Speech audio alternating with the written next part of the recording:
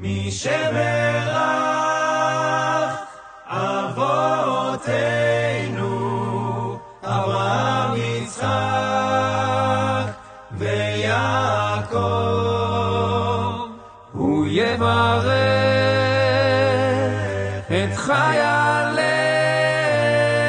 צבא הגנה לישראל העומדים על משמר ארצנו וערי אלוהינו מגבול הלבנון ועד מדבר מצרים מן הים הגדול עד לבוא הערבה ביבשה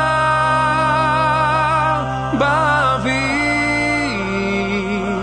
ובים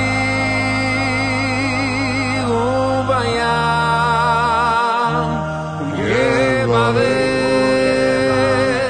את חיילי צבא הגנה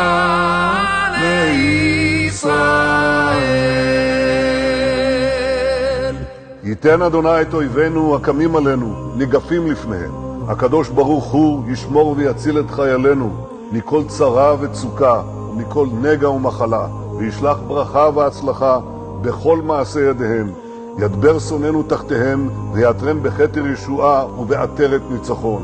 וקוים בהם הכתוב, כי אדוני אלוהיכם ההולך עמכם, להילחם לכם עם אויביכם, להושיע אתכם, ונאמר אמן.